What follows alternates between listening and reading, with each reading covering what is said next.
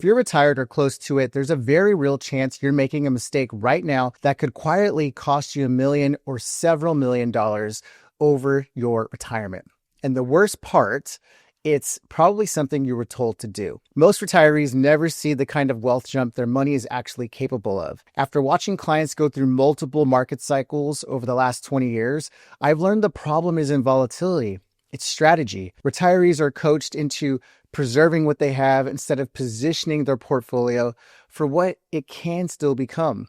And that mindset can cost them millions. In this video, I'm going to show you the investing shift that gives your retirement savings the best chance to grow throughout your entire retirement without guessing, gambling, or chasing the market. If you're new here, I'm Eric Rodriguez. I'm a certified financial planner and founder of WealthBuilders, LLC, where I help clients build retirement plans that work in real life using a proven system to protect and grow their wealth.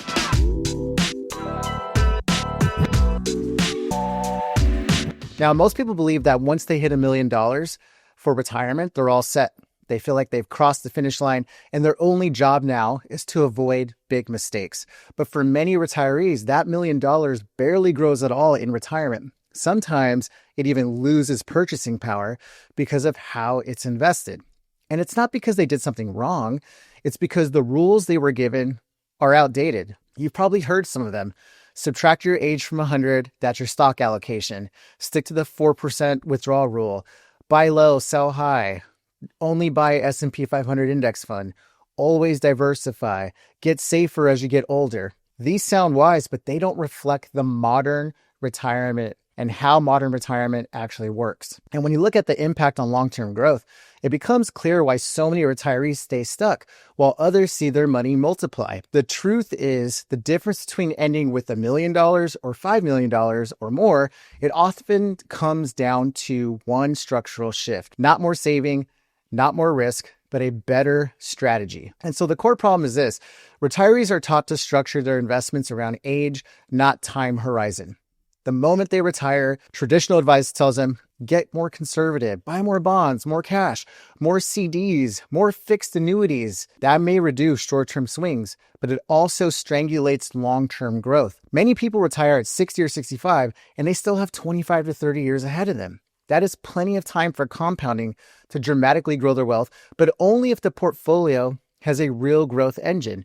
Most don't, and that's why the math doesn't work. You might be asking, well, Eric, why has this bad advice survived? Why does everyone keep talking about it? Well, these rules, number one, they were built for a different era, lower inflation, different interest rates, shorter life expectancy, and fewer investment options. They're still repeated today because they are simple and comforting, but comfort isn't the plan, and outdated simplicity can quietly cost a retiree millions. When I'm looking at potential clients, is what they usually focus on is their account balance, right? I have $1 million, I have $3 million, et cetera.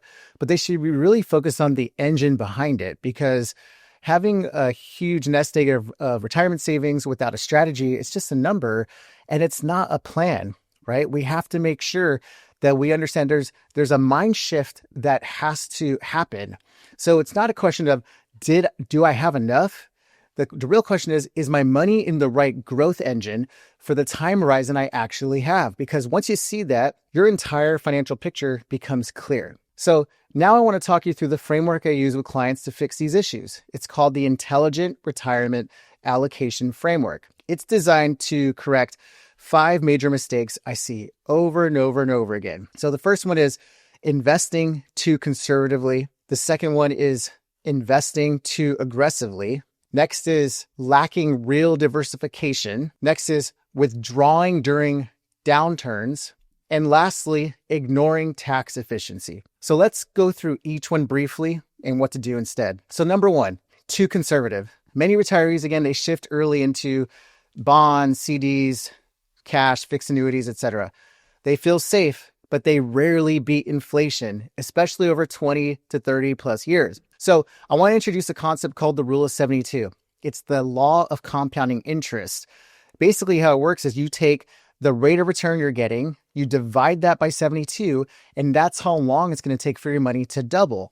So for example, at 4% divided by 72, your money doubles every 18 years. At 7%, it will double every 10.2 years. And at 10%, about every 7.2 years. So for example, if you have $1 million at age 60 and you're getting 4% in your portfolio, that's about $2.6 million at age 85. If you're getting 7%, that's about $5.42 million at age 85. And if you're getting 10%, that's $10.8 million at age 85. So for instance, if we're just looking at the discrepancy or the difference between 4 and 7%, that's $2.7 million more just by moving from 4% to 7%. So again, this isn't about saving more, it's about structure, and it's about being more intelligent with your investing strategy. I've talked about this before, but when it comes to your short-term spending needs, obviously those funds need to be safe. They need to be in money markets, in high-yield savings, in cash, and CDs,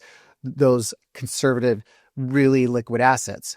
But your long-term dollars, the money you won't need for 10, 20 plus years, they should be in globally diversified, evidence-based stocks, portfolios, so the compounding can work. So that balance sits at the heart of the intelligent retirement allocation. Now, mistake number 2, you're too aggressive. Some retirees go the other way and they stay too aggressive. They're in speculative stocks, they're in crypto, they're in multi-leveraged ETFs, they're in private equity deals, they're just making bets, gambling on options, or maybe they're in commodities, etc. One bad sequence early in retirement can permanently damage outcomes.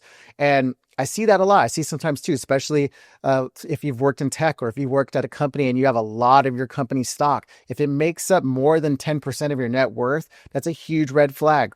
Obviously, concentration is the quickest way to wealth, but it's also the quickest way to go broke. So diversification is what protects it. So first thing is we need to understand your risk tolerance. So with the ebbs and flows of the market, can you emotionally handle your portfolio going up and down? Next is your risk capacity, right? Do you have enough capacity? Can you be more aggressive based upon your goals, longevity, and what you want to accomplish in retirement and after retirement? So we need to know how we can grow your portfolio in a way that aligns with you and what's best for you emotionally and also tactically without exposing you to having to make withdrawals when we have unnecessary volatility in the markets. Next mistake, number 3, fake diversification. So owning a bunch of mutual funds or ETFs doesn't mean you're diversified. If all of those funds own the same large US stocks, you're concentrated. You're not diversified. You know, when you look at recent market performance, international and emerging markets have outperformed the United States in many stretches in the past too. So if you only own the US, you missed out on those returns. So that's what I'm talking about. When I talk about having an evidence-based global portfolio, part of that is, yes, we want to own US stocks, but we also want international stocks. We want emerging markets. We want real estate. We want small cap companies. We want mid cap. We want large cap.